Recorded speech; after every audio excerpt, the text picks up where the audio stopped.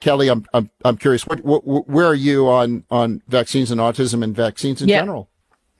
Well, I'm glad that you asked, actually, because prior to COVID, I was actually identified by many as a vaccine zealot. I've spoken and written prolifically on the importance of vaccines, the importance of vaccination programs, and so forth.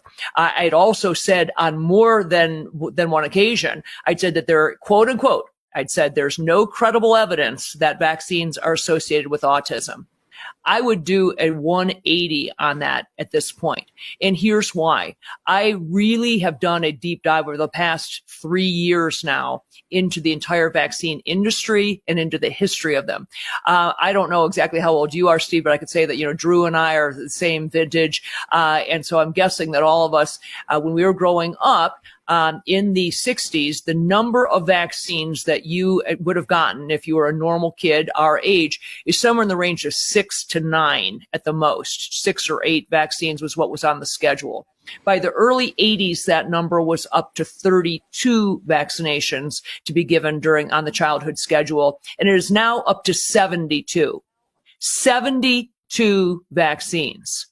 I will tell you that the human immune system is the last great frontier of medicine. It is complex.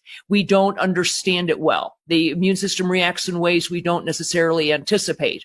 And we have been effing with it in a way by continually flogging the immune system with vaccine after vaccine after vaccine, giving foreign proteins, suggesting that you make antibodies to lots of things over and over again. And we are seeing unprecedented rates, not only of autism, Steve, but in other things that I think are likely attributed to or potentially, made worse by this assault on the human immune system. Things like autoimmune diseases, which includes everything from asthma to allergies, psoriasis, eczema, and lots of things in between. So I truly believe we are over immunizing. I don't think it's necessarily any one vaccine in particular. I think it is the frequency with which we are vaccinating and the intervals in which we are vaccinating, which are far too close.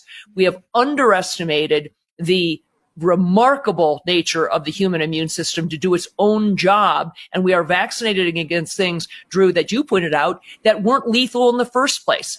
I don't want to necessarily get shingles, but people don't die of shingles.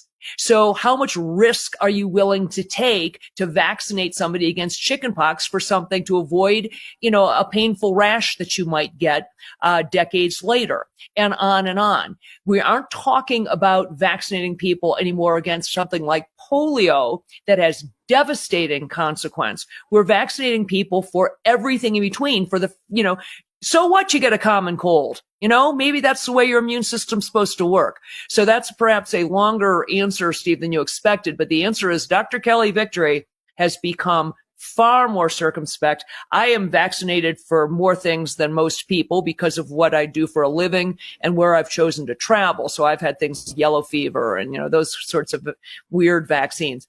But I'm nowhere near as vaccinated as a kid who's currently 18-year-old. Those people's immune systems have been flogged. And I think we are absolutely remiss if we don't look really hard at what we are doing with this and whether not only autism has been increased by this, but also, as I said, the host of autoimmune illnesses, childhood cancers, and those sorts of things.